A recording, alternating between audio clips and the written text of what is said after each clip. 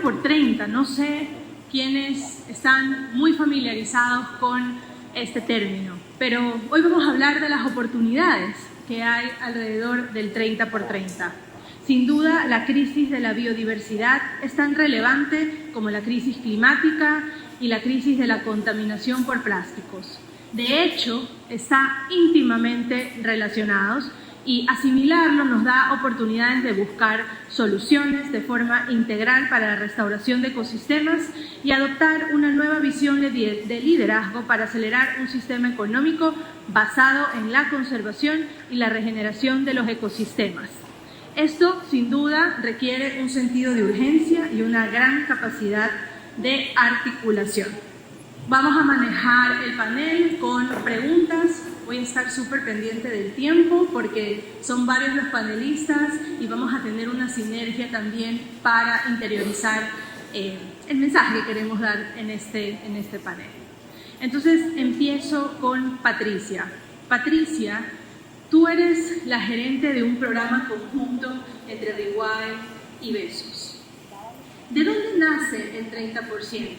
¿Por qué es importante esta transición ecológica? ¿Y cuál es el rol y peso que juega la filantropía en este proceso? Gracias, Bianca. Buenos días con todos. Es un placer estar aquí. Voy a ir directo a la respuesta a las preguntas porque me van a tener en el tiempo. ¿Qué es el 30 por 30? ¿De dónde nace el 30 por 30? Es el objetivo de proteger el 30% de los océanos y el 30% de la tierra hasta el año 2030. Este objetivo nació como una coalición de alta ambición. Eran 3 países que empezaron y dijeron, bueno, tenemos que realmente subir la ambición, tenemos que incrementar el área que protegemos. Y ahí empezaron a sumar a otros países y hace poco en la Convención de Diversidad Biológica esta meta quedó plasmada en la Convención. Entonces todos los países que firman y son parte de las Naciones Unidas y de la Convención asumen que o se comprometen a proteger el 30% del territorio del mundo.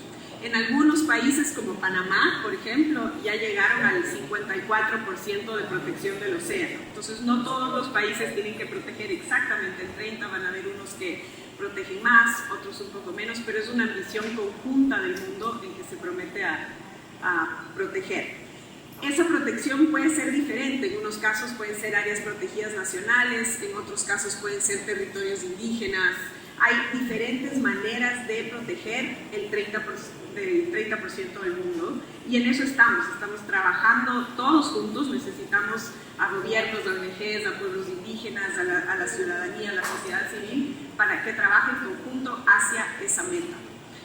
En mi caso, y respondiendo a la segunda pregunta, Bianca, ¿cuál es el rol de la filantropía en el 30 por 30? Entonces, yo represento 2 fondos filantrópicos que buscan apoyar a los gobiernos, a las organizaciones indígenas y a la sociedad civil en ese trabajo hacia el 30 por 30. Nos hemos dado cuenta que somos fondos que además tenemos que trabajar con otros fondos. Entonces, una de las primeras cosas que hemos hecho es una coalición de donantes. En el primer lugar donde hicimos esto es en el Pacífico Este Tropical. Estamos trabajando para armar otra coalición de donantes en los Andes y la Amazonía. Pero la idea es que desde la filantropía podamos trabajar juntos en el apoyo hacia otros, hacia esta meta. Después viene el tema de, bueno, el 30 por 30, ¿cómo lo hacemos? ¿No es cierto? ¿Es suficiente con declarar un área protegida? No es suficiente con declarar. Es el primer paso y es un paso muy importante y es un paso que tenemos que tomarlo en conjunto entre los gobiernos y la sociedad civil. Pero después viene el gran reto de manejar adecuadamente las áreas protegidas, ¿no es cierto? Y eso requiere un montón de recursos que no todos los países tienen. Ahí es donde la filantropía puede ayudar. Es donde tenemos que trabajar juntos en buscar soluciones de sostenibilidad financiera para las áreas protegidas, y ya Dani va a entrar en ese campo, así que yo no me voy a meter mucho porque él tiene el reto de manejar áreas protegidas enormes, ¿no es cierto? Así que no me voy a meter en eso, pero sí desde la filantropía esa es la preocupación, ¿no es cierto? Y eso es lo que queremos trabajar con, es no solamente declarar áreas protegidas, pero lograr el manejo efectivo en el tiempo. Y de ahí ustedes se preguntarán qué pasa con el otro 70% del planeta, ¿no es cierto? No podemos solo proteger el 30% y el resto dele. Entonces ahí hay muchas iniciativas y ahí es donde viene el trabajo de todos ustedes, todo lo que ustedes están haciendo con sus proyectos, con sus programas para trabajar en el otro 70% del planeta. Eso responde rápidamente y en el tiempo las preguntas. No, totalmente. Y creo que es súper importante la pregunta que siempre haces cuando vienen a presentarte proyectos para apoyar la gestión de los gobiernos del 30x30 y es, indícame qué vas a conservar y cuál es el valor de esa conservación. Y esas son preguntas que para todas las personas que están aquí en conservación tienen que estar preparadas para responder y vamos a hablar más al final del día sobre eso. Dani, el mundo entero y sobre todo las personas que están trabajando en conservación miran con mucha alerta que las nuevas áreas para conservación o las áreas protegidas no se conviertan en parques de papel o paper parks y que sean áreas claves de conservación para el mundo. La Reserva Marina de Galápagos se amplió y la noticia dio la vuelta al mundo. Para quien dirige este espacio, ¿cuáles son las oportunidades y los retos de esta gran cruzada para revertir la pérdida de biodiversidad y ver a la naturaleza como una solución real de desarrollo? Muchas gracias, buen día a todos. Sin duda alguna es un reto. Como institución estamos a punto de cumplir 64 años. Cuando el Parque Nacional de Galápagos se creó con 7.500 kilómetros cuadrados como área de conservación. Posterior, sumamos 140.000 kilómetros cuadrados más de área marina protegida. Y hace un poco más de un año hemos sumado 60.000 kilómetros más de área protegida. Hoy estamos a cargo de más de 200.000 kilómetros cuadrados de área protegida. Es un reto enorme, es un reto que no se lo puede realizar solo desde la visión central o desde la visión de la política pública. Se necesita sin duda alguna el acompañamiento de los organismos laterales, multilaterales, bilaterales, ONGs y de todos quienes conformamos y vivimos en estos espacios. Fue muy inspirador lo que dijo Roberto hace unos minutos. Es verdad, esto es todos, esto es juntos.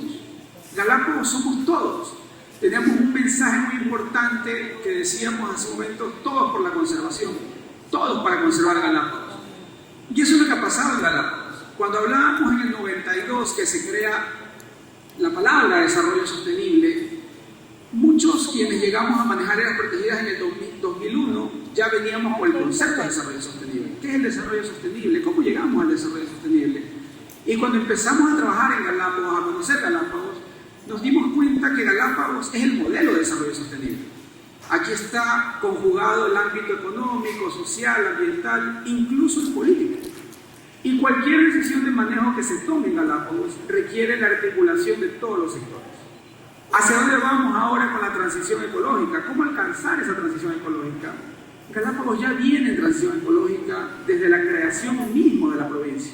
La sociedad empoderada de los recursos naturales, la sociedad empoderada de los bienes y servicios ambientales que se generan principalmente en las áreas protegidas. No hay a dónde más ir en Galápagos. Necesitamos para vivir todo lo que se genera en Galápagos. Y esos bienes se generan en las áreas protegidas. Por ende, la sociedad está muy conectada con el valor de las áreas protegidas, muy conectada con la conservación de la biodiversidad.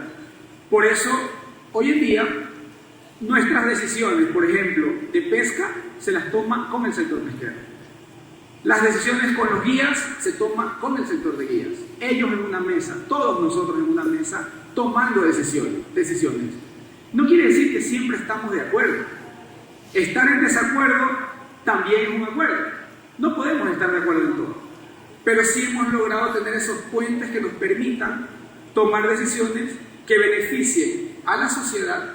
Cuando decimos beneficio a la sociedad es bienestar social, raya bienestar económico.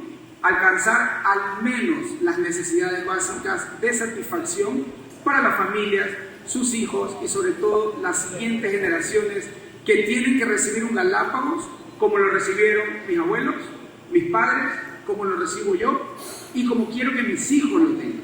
Entonces ese es el esfuerzo que le ponemos a Galápagos para alcanzar esta transición ecológica que no solamente requiere voluntad.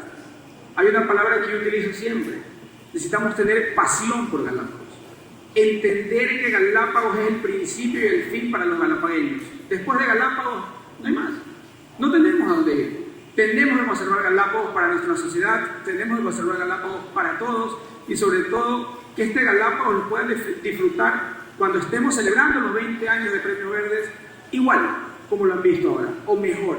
Queremos rescatar un Galápagos que esté disponible para todos ustedes y que siempre sea hermoso y sea un archipiélago bonito donde podamos visitar y disfrutar. Gracias, Dani. Vamos a hablar también de algo sumamente importante porque la transición ecológica, también hay una transición académica y de la transferencia de conocimiento distinta, ¿no? Es otra caja de herramientas que necesitamos. Entonces, la preparación académica con competencias duras, pero sobre todo blandas, como la capacidad de adaptación, ayer lo hablábamos, la resiliencia, la conexión con el entorno, así como interiorizar el riesgo causado por la pérdida de la biodiversidad, la crisis climática, la contaminación, y ver a la diversidad, no solamente la biodiversidad, sino la diversidad como una oportunidad, conlleva a un cambio de mentalidad y un liderazgo distinto. En el mundo, en América Latina, estamos preparando profesionales que puedan no solo enfrentar, sino superar rápidamente estos desafíos y asegurar que nuestra región sea verdaderamente sostenible. Es interesante porque todo tiene oportunidad de evolucionar, inclusive las instituciones, y la educación es una de ellas. Es decir, la educación superior en Latinoamérica siempre ha sido muy profesionalizante y han faltado las habilidades blandas de las que estamos hablando ahorita. La Universidad de San Francisco, de cierta manera, eso nació con la idea de las artes liberales y que todas las áreas del saber son importantes, que todo está conectado y que tienes que entender de todas las áreas para poder proteger, ¿verdad? Entonces, de alguna manera, la sostenibilidad es ahora ese conector para todas las universidades, para todos los centros de educación superior. Entonces, puedo pensar en muchas universidades que se han acogido a los ODS o que la sostenibilidad sea transversal dentro de lo que ellos están haciendo. Y esto hace que ya no solo pensemos en la parte operativa diaria de la educación, entonces cómo se ven los beneficios y si son sostenibles, pero también en la malla curricular de nuestros estudiantes, qué tanto de esta información les estamos pasando, aunque estén estudiando filosofía, matemáticas, qué importante que es que sepan un poco de todo. Pero después hay una cosa más importante todavía en educación y en el rol de las universidades, que es el tema de investigación y vinculación con las comunidades. Entonces, no es solo sobre educar, pero sobre crear el conocimiento nuevo. Y ahí, por ejemplo, quiero hablar de un proyecto que tenemos en la universidad que se llama Chicas con Agallas, que es aquí en Galápagos.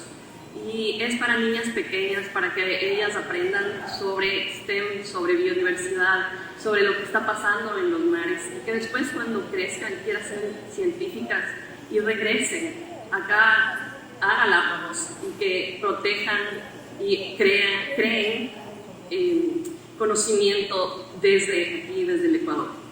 Este programa nos encanta porque después no es solo un momento en el año, tiene varios pasos, pero también más allá de eso, ya no solo estamos esperando a que vengan a la universidad para entregarles este conocimiento, sino es que se tiene que empezar desde pequeñitos. Entonces, no es solo qué están haciendo las instituciones de educación superior, es que estamos haciendo desde que los niños son pequeños para realmente querer en dónde vivimos. Y es entonces así como desde la educación superior estamos pensando desde cuando somos pequeños, en la parte operativa, en la parte curricular de nuestros estudiantes, en la investigación y la vinculación con la comunidad.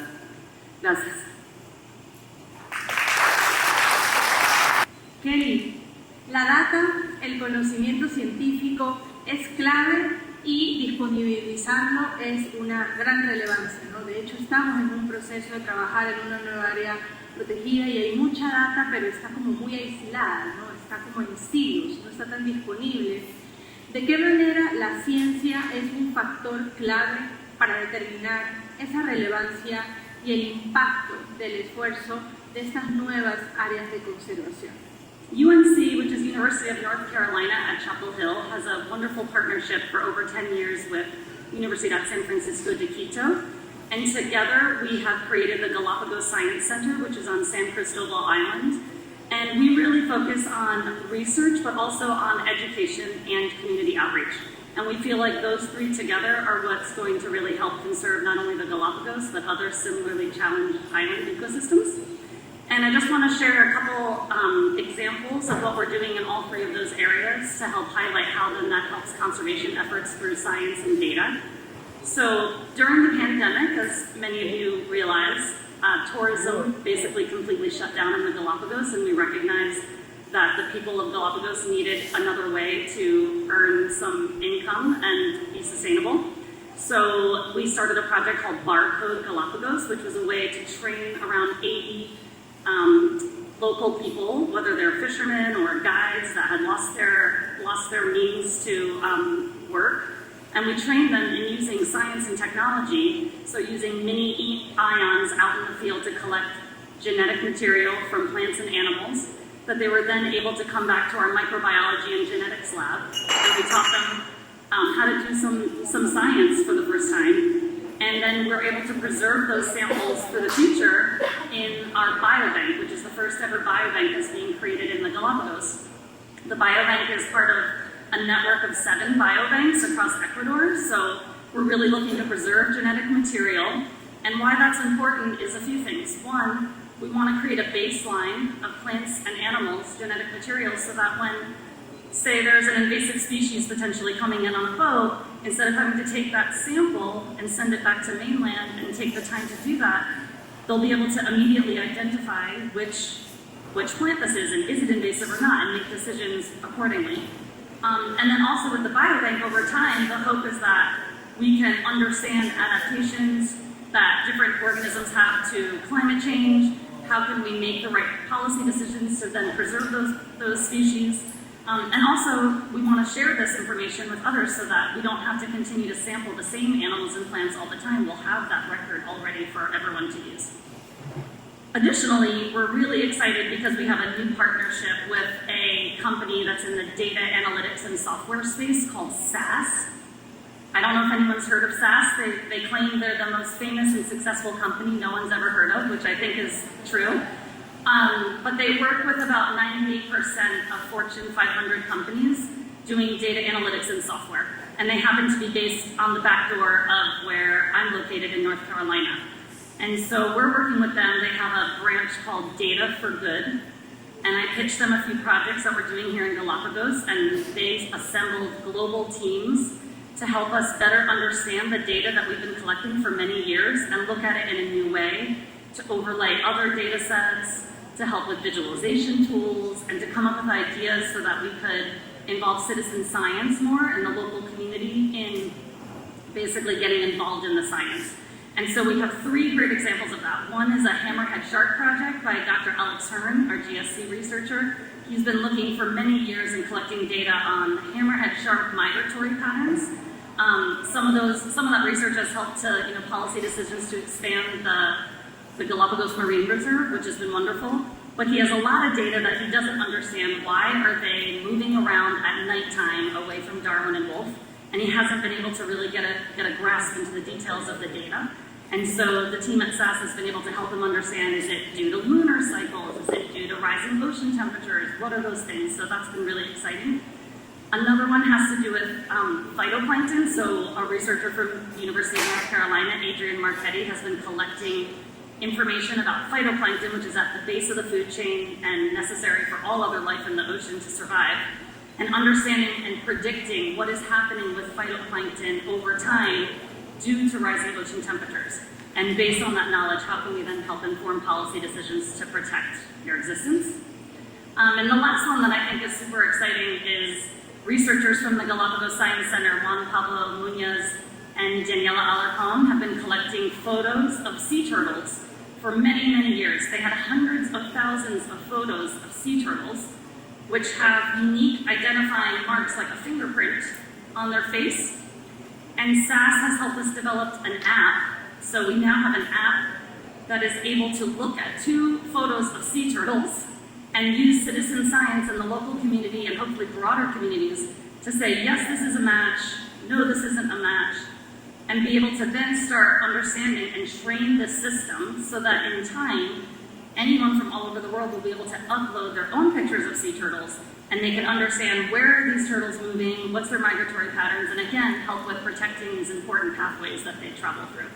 So in everything that we do, it's all about the research, but it's also this education component and community outreach involving communities, and we're really thankful for our relationship with USFQ, also the National Park, and many other NGOs so that we can help preserve the Galapagos and the world.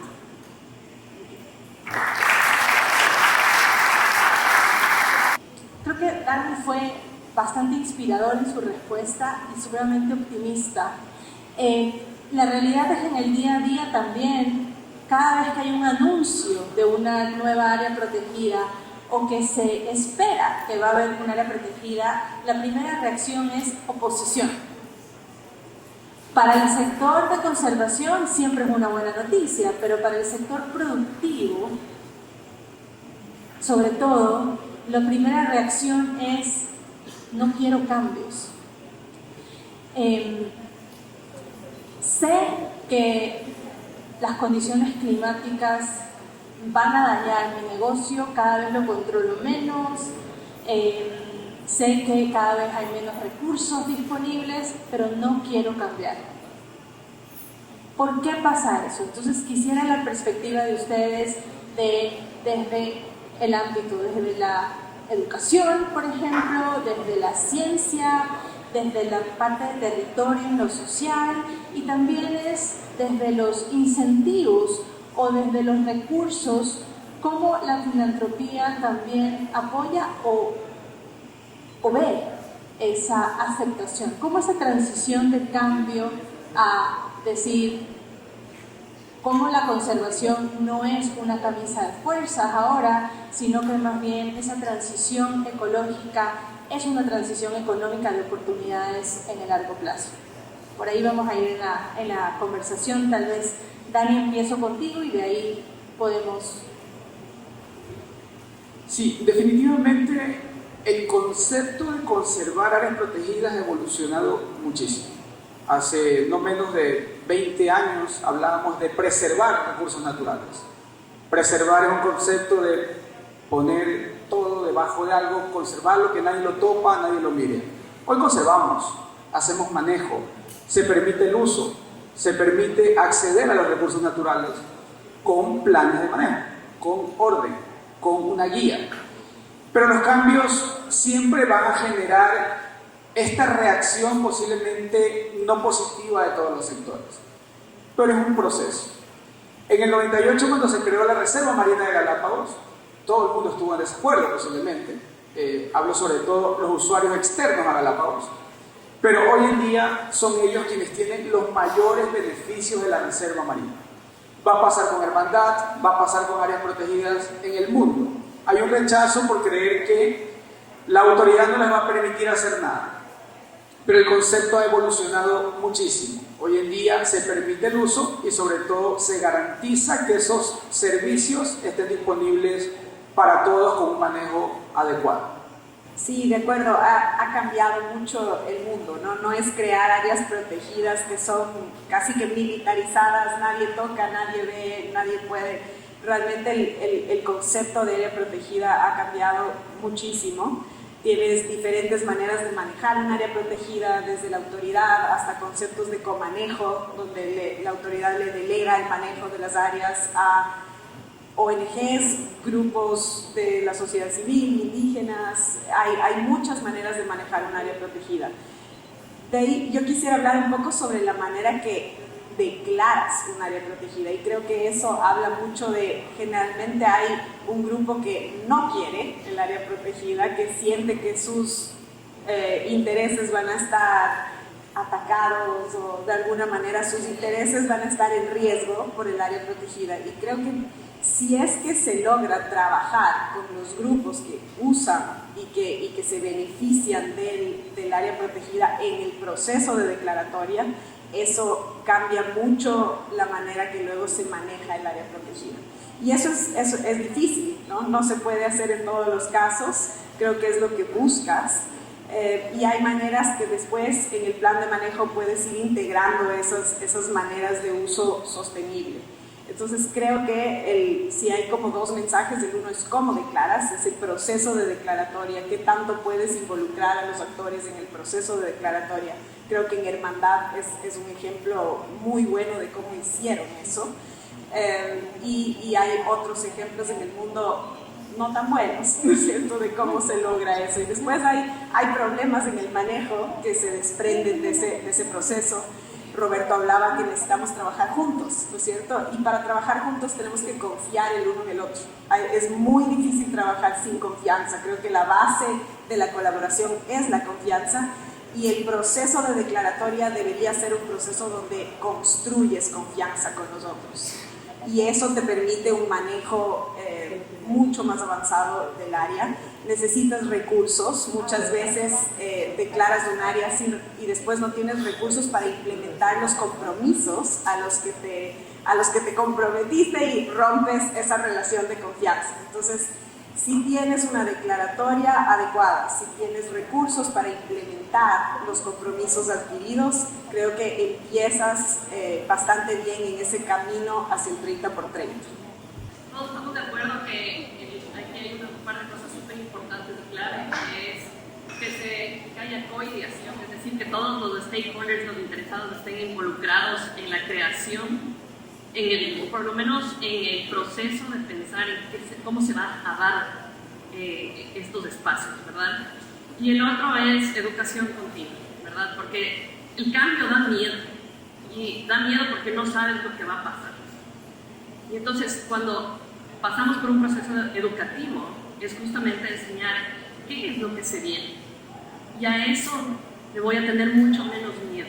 Y eso es de todos los humanos, en todas las partes, y ese vendría a ser un proceso que se trabaja de nuevo con todos de la comunidad. No solo viene de la universidad o no solo viene del parque, sino es de nuevo grupal, ¿no? Y de nuevo, regresando a lo que Roberto dijo al principio, es sobre estar conectados y una buena comunicación. Estoy muy de acuerdo.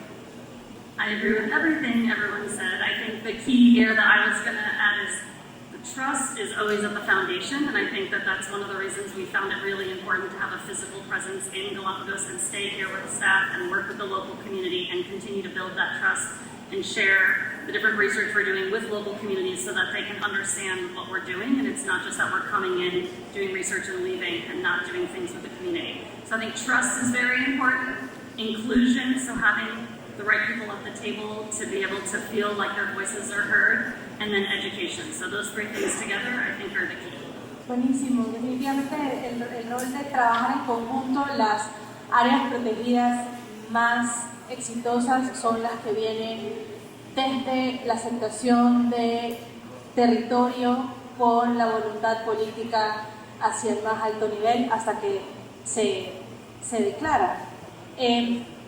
¿Podrían compartirnos casos de éxito que hayan visto en donde realmente hay una clara sinergia entre conservación y desarrollo, como se decía en la mañana, ¿no? inclusive uno de los lemas de Galápagos es mucho, no hay desarrollo sin conservación y no hay conservación sin desarrollo. ¿Tienen algún ejemplo concreto, corto, que quisieran y que dejen a la audiencia con ganas de ir a investigar un poco más sobre esos casos exitosos? Yo creo que el modelo que se ha replicado ya en el mundo es el modelo de manejo participativo que se instauró en Galápagos a partir de la creación de la Reserva Marina de Galápagos. ¿Qué trataba este modelo de manejo participativo? Una mesa donde estaban las ONGs, ciencia, educación, Parque Nacional de Galápagos, sector pesquero. Y en este sitio se tomaban las decisiones de manejo en el área protegida sobre extracción de recursos, por ejemplo, del sector pesquero. Había que llegar a un acuerdo, había que llegar a un consenso. No se podía aprobar algo si todos no estaban de acuerdo. O sea, todo era por consenso. O nos ponemos de acuerdo todos o no se aprueba. Y la reunión podía durar un día o una semana, pero teníamos que estar de acuerdo para tomar una decisión. Eso es un modelo de manejo participativo que luego ha sido desarrollado casi en todos los escenarios galápagos. Hoy se trabaja con este modelo con el sector agricultura, con el sector agrícola, con el sector pesquero, el sector turístico, todos los sectores. Pero es un modelo que nace en Galápagos, un modelo validado en Galápagos y que resulta. Porque luego que todos decidimos, todos nos comprometemos a cumplir con lo que hemos decidido.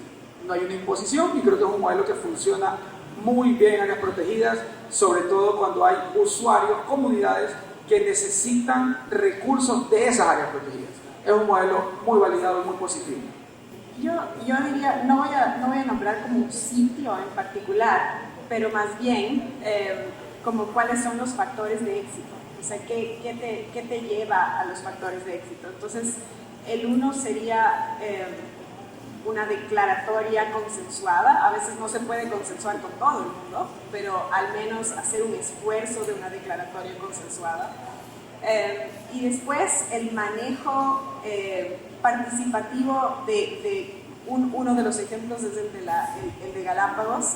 Hay otros que son diferentes realmente a ese, ¿no? Pero que como que el modelo es, ok, ¿cómo traigo a la mesa a los distintos interesados y hasta dónde yo puedo compartir el poder de decisión?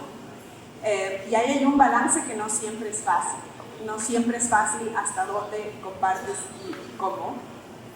Diría que otro tema es que tengas recursos para la implementación, tanto la participación como el consenso, como implementar un plan de manejo necesitas recursos.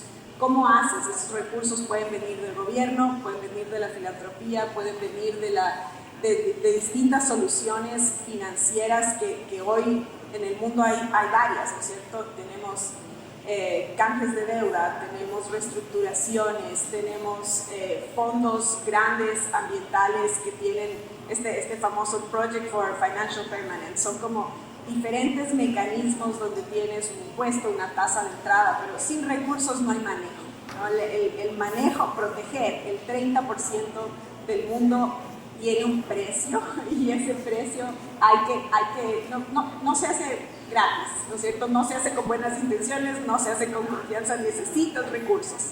Y entonces, si piensas siempre de la mano de cuando declaro un área protegida, cómo voy a financiar esa área protegida y cómo traigo recursos de lo que digo, gobierno, filantropía, bilateral, multilateral, cómo genero autogestión, cómo cobro impuestos, tasas, etc. Esa parte yo creo es realmente lo que te hace un área protegida que funciona versus un área protegida que no funciona. Y el tener el modelo de financiamiento muy presente el rato que estás declarando un área es esencial. Ya. A ver, yo creo que puedo dar un ejemplo de autogestión justamente que vendría a ser para San Francisco el Puputín. Nosotros tenemos vendría a ser una estación científica que está dentro del Parque Yasuní ya por 20 años. Y esa justamente ha sido una colaboración bastante exitosa que tiene en consideración a los locales. Estábamos también trabajando de la mano con las petroleras que están en el sector y con los investigadores nacionales e internacionales. Y es autogestión justamente porque no necesitamos dinero para asegurar que funcione durante el tiempo, ¿verdad? Entonces, y de ahí han salido grandes descubrimientos en temas de cambio climático y recibimos estudiantes e investigadores todos los años. Y es justamente el proceso que hemos tenido también de aprendizaje, de cómo llevar bien las relaciones y la comunicación entre todos. Y eso es, yo creo que un ejemplo local aquí en el Ecuador, dentro de una área protegida, que regresa un poco al, porque sea protegida no significa que no hay cómo hacer uso de. Es como haciendo uso de algo, tú puedes seguirle sosteniendo en el tiempo y mejorando la data y la información que uno tiene para proteger. I have a quick, slightly different example. So our researcher, Alex Hearn, does a lot of research on migratory patterns of sharks, and especially between Galapagos and Cocos Islands, and has been doing that for many years. And so through that research, he also formed a collaboration with the Galapagos Conservation Trust, where together they created and published a book for young children called Marty the Hammerhead, which you can find in stores here. It's a really wonderful book about a hammerhead shark and his journey to Cocos Islands and all the different sea life that he comes along the way, and challenges with plastics and different things like that. And I think this is a great example of, you know, collaborations between our research center and NGO, doing community outreach. We now have a community outreach manager that shares this story with all the local schools on San Cristobal so that all the local children understand the importance. And then also Alex's research has been one of the many factors that helped lead to the expansion of Hermandad. So I think that's just like a nice example of all those things rounded together.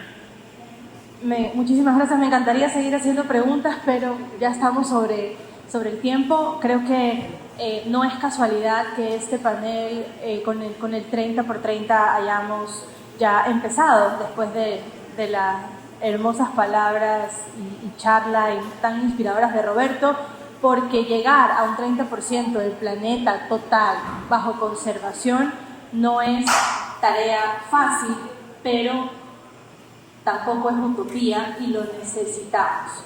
Y el siguiente panel justamente va a abordar, y a lo largo del día, es cómo todo está conectado. Y a veces pensamos en 30 por 30 casi que en lugares pristinos, y no es cierto. Ya las industrias y los sectores que están muy en la parte urbana tienen que mirar la cadena de valor y darse cuenta también que tienen que estar mirando e invertir en la agenda de 30 por 30. La agenda de 30 por 30 se nos viene de manera transversal porque es la única que tangiblemente, tal vez no es perfecta, pero que tangiblemente nos da esa esperanza.